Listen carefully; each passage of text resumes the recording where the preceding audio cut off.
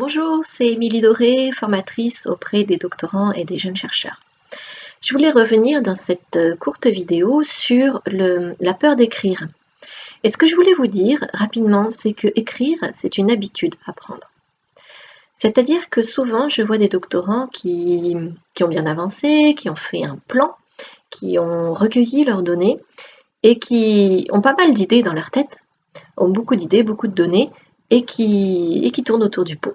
Voilà, qui n'arrivent pas à se mettre à rédiger enfin, alors que les mois passent. Et ce blocage-là, il peut être dû au fait qu'on n'a pas pris l'habitude d'écrire. Et que si on n'a pas cette habitude-là et qu'on se dit qu'on va écrire là, maintenant, tout d'un coup, le texte définitif de sa thèse, eh ben, c'est très difficile. En fait, il faut se rôder et il faut perdre la peur d'écrire petit à petit.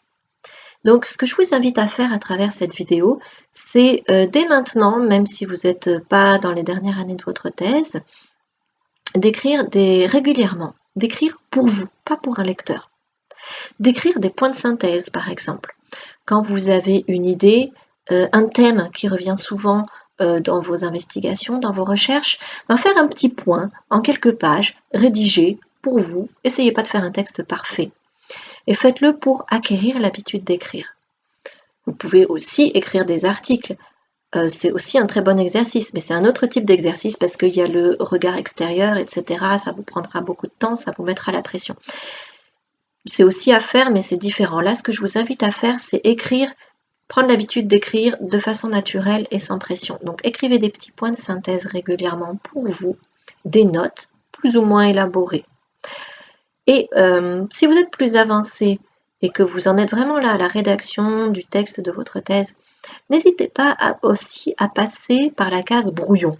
C'est-à-dire avant de rédiger le texte définitif, n'hésitez pas à vous dire, ben voilà, je vais commencer par faire un brouillon. On va voir, ça sera ce que ça sera. Mais déjà, voilà, ça va me débloquer, je vais mettre les choses par écrit, et si c'est pas parfait, c'est pas grave parce que c'est un brouillon et personne ne va le lire. Et donc comme ça, ben, vous vous faites la main. Et ça, c'est très important. Donc écrivez pour vous, dans un premier temps, et pas forcément pour un lecteur. Voilà, j'espère que ces conseils vous seront utiles, et je vous dis à très bientôt pour une autre vidéo.